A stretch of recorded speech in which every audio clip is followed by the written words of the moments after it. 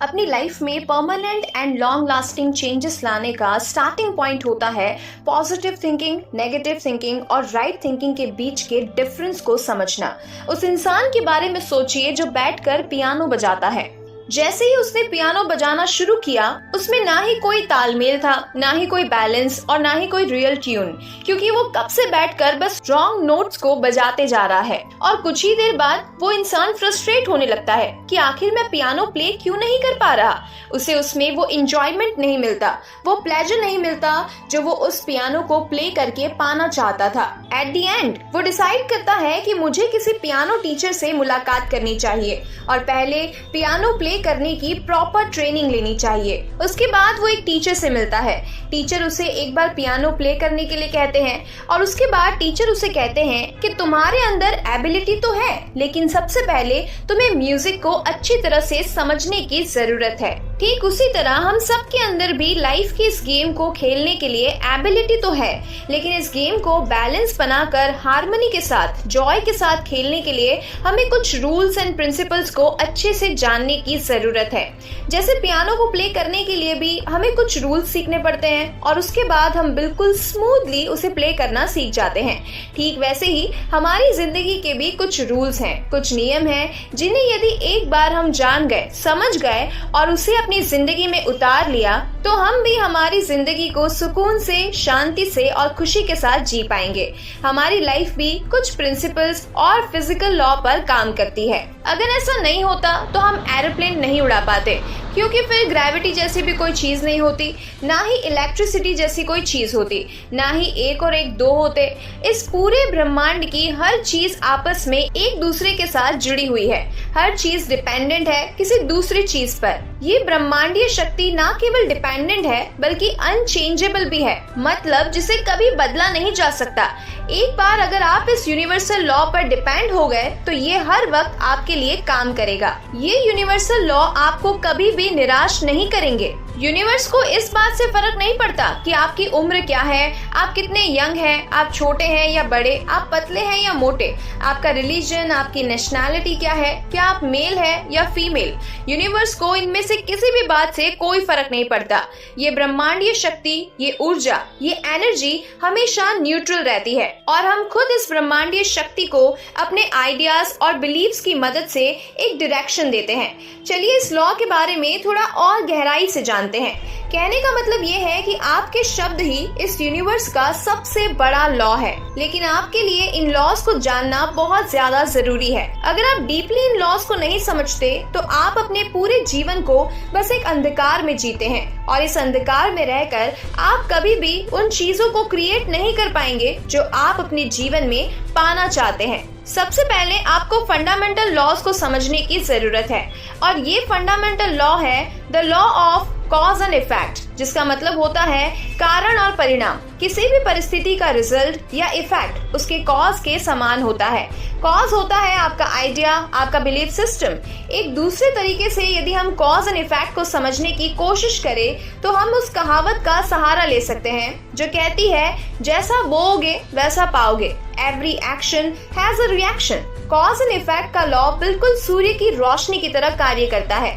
अगर आप सूरज के सामने खड़े होते हैं तो आपको सूरज की गर्मी और सूरज की किरणों से मिलने वाले फायदे प्राप्त होंगे, लेकिन अगर आप छाया वाले भाग में खड़े होते हैं और फिर कहते हैं कि सूरज मुझे अपनी रोशनी नहीं दे रहा, तो इसमें सूर्य की कोई गलती नहीं है, क्योंकि सूर्य तो अपनी जगह पर है ही। वो आप है जिसने रोशनी से अंधेरे की तरफ जाना डिसाइड किया। वो आप है जिसने अपनी जगह बदली और सच्चाई ये है कि हम सब अंधेरे में हैं, क्योंकि हमें उस लॉ की प्रॉपर नॉलेज नहीं है और यही सबसे बड़ा रीजन है लाइफ में इतनी सारी प्रॉब्लम्स होने का। हम अपनी जिंदगी में देखते हैं कई सारे लोग बहुत अच्छे होने के बाद भी इतनी सारी प्रॉब्लम्स, दुख और तकलीफों से जूझते रहते हैं। कभी न कभी उन लोगों ने इस यूनिवर्सल लॉ को ध्यान से ना समझ के इसे अपने लिए ही जाने अनजाने गलत तरीके से इस्तेमाल कर लिया है। इसका मतलब ये नहीं है कि वो लोग बुरे हैं, इसका मतलब ये भी नहीं है कि वो इंसान प्यार के लायक ही नहीं है। इसका सिर्फ एक ही रीजन है, विच इज इग्नोरेंस और मिसअंडरस्टैंडिंग और misused law of universe. Natural loss कभी भी आपको नुकसान पहुंचाने के लिए नहीं होते। ग्रेविटी कभी आपको नुकसान नहीं पहुंचाएगी, लेकिन ग्रेविटी का ठीक ढंग से इस्तेमाल ना करने पर यह आपकी जान भी ले सकती है। उसके बाद इस बात से कोई फर्क नहीं पड़ता कि आप कितने प्यारे हैं, कितने काइंड हार्टेड हैं और कितने अच्छे इंसान हैं। अगर आप कार को जमीन पर ना चलाकर उसे हवा में उड़ाने की कोशिश करेंगे, नए नए करतब करेंगे, स्टंट करेंगे, तो बेशक ये ग्रेविटी आप पर भारी पड़ सकती है। ये यूनिवर्स एक नदी की तरह होता है। जैसे नदी बस बहती ही चली जाती है। नदी को इस बात से कोई फर्क नहीं पड़ता कि आप खुश हैं या उदास, आप अच्छे हैं या बुरे। ये बस अपने फ्लो में बहती चली जाती है। कुछ लोग नदी के पास जाते हैं जब वो बहुत दुखी होते हैं, कुछ लोग नदी के पास तब जाते हैं जब वो बहुत खुश होते हैं, लेकिन नदी को इस बात से कोई फर्क नहीं पड़ता। वो तो बस अपनी धुन में आगे बढ़ती रहती है और बहती चली जाती है। आप उस नदी के पानी का इस्तेमाल कर सकते हैं, एंजॉय कर सकते हैं, नदी में जंप कर सकते हैं, तैर सकते हैं, लेकिन नदी तो बस बहती चली जाती है, क्योंकि नदी का किसी के साथ कोई पर्सनल नाता नहीं है। उसके लिए तो सब एक समान है।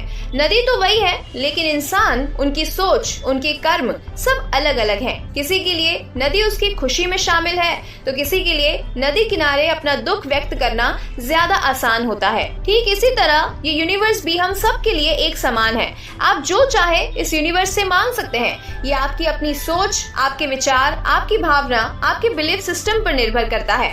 हम हमारी जिंदगी में सिर्फ उन्हीं चीजों को हासिल कर सकते हैं जिन पर हम बिलीव कर सकते हैं। अगर आपका माइंड आपके आइडियाज को, आपकी सोच को एक्सेप्ट करने में केपेबल है, तो ही आप उस पर्टिकुलर चीज को अपनी जिंदगी में हासिल कर पाएंगे। अगर आप एक ट्रिलियनियर बनने का सपना देखते हैं, लेकिन आपका माइंड इस बात को एक्सेप्ट ही नहीं कर पाता, आपका बिलीफ सिस्टम पहले ही आपसे ये कह देता है कि मैं तो कभी इतना अमीर बन ही नहीं सकता, मुझे तो आता ही क्या है, तो आप कभी उस सपने पर बिलीव नहीं कर पाएंगे। और अगर आप बिलीव नहीं कर सकते, तो आप उस चीज को अपनी जिंदगी में कभी हासिल भी नहीं कर सकते।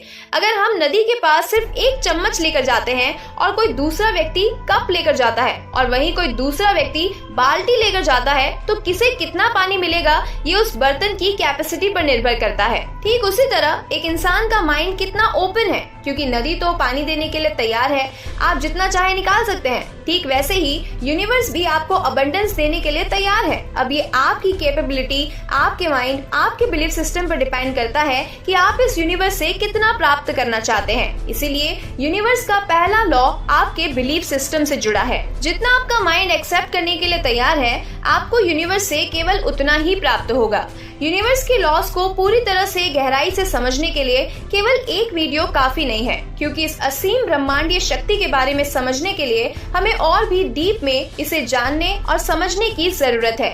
वैज्ञानिक भी पूरी तरह से इस यूनिवर्स को जान नहीं पाए हैं, क्योंकि न जाने ऐसे हजारों लाखों रहस्यों को यूनिवर्स अपने में समेटे हुए है। लेकिन जैसे जैसे हम इस यूनिवर्स के गहरे में उतरते चले जाते हैं, धीरे धीरे इसकी लेयर्स हटती चली जाती है। इसीलिए आगे आने वाले वीडियोस में भी हम यूनिवर्स के लॉस को और भी गहराई के साथ समझने की कोशिश करेंगे, जिनमें हम यूनिवर्स के और भी अनसुलझे रहस्यों के बारे में बात करेंगे। आपको ये वीडियो कैसा लगा? आपने इससे क्या सीखा? कमेंट करके जरूर बताइएगा। तो मिलते हैं ऐसी ही और भी ज्ञान भरी बातों के साथ। तब तक के लिए जीवन की इस खूबसूरत किताब को पढ़ना जारी रखिएगा।